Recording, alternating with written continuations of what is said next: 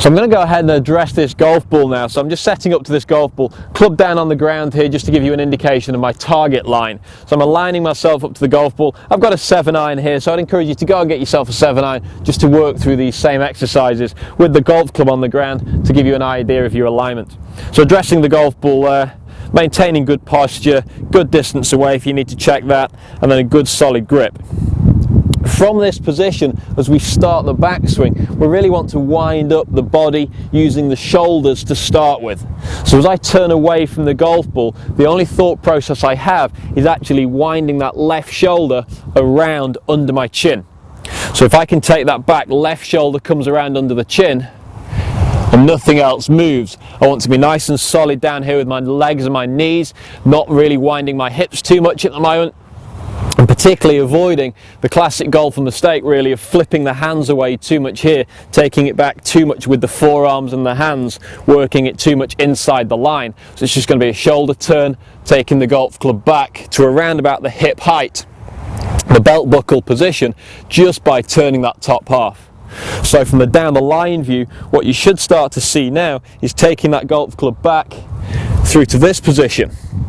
Now if I could use a checkpoint there, what I would be doing is putting a mirror right really where the camera is, so you're seeing the reflection or the view that I would see if I looked in a mirror.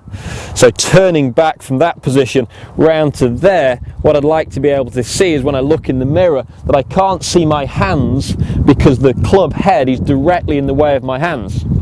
So as I turn it through to here, I can't see my own hands because that's in the way.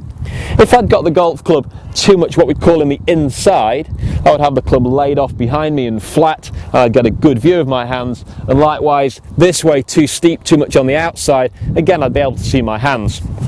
So if I make a good setup and then a good one-piece takeaway, just turning the chest and the shoulders, that should get me a nice position where I can't see my hands because the club head is in the way.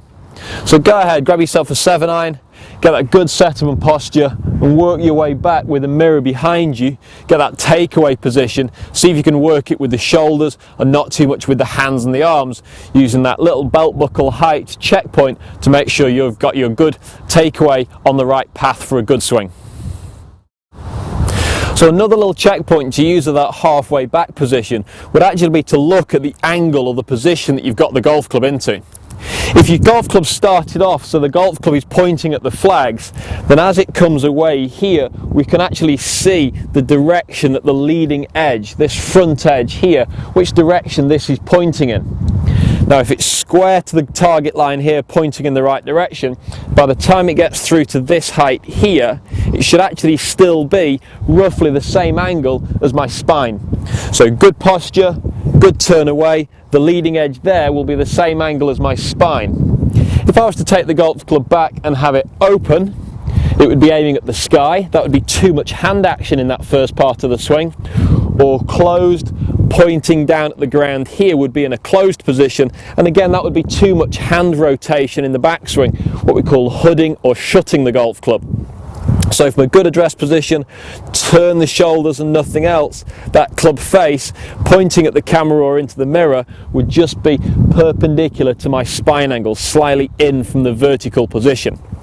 Now I'd like you to just go ahead and groove that up and down so it feels really consistent, that you're turning your chest, making sure that golf club rotates back nicely without too much hand action, too much leg action, keeping the body nice and solid, starting a good consistent takeaway. We're now going to start building that up to further in the backswing to try and generate a little bit more power.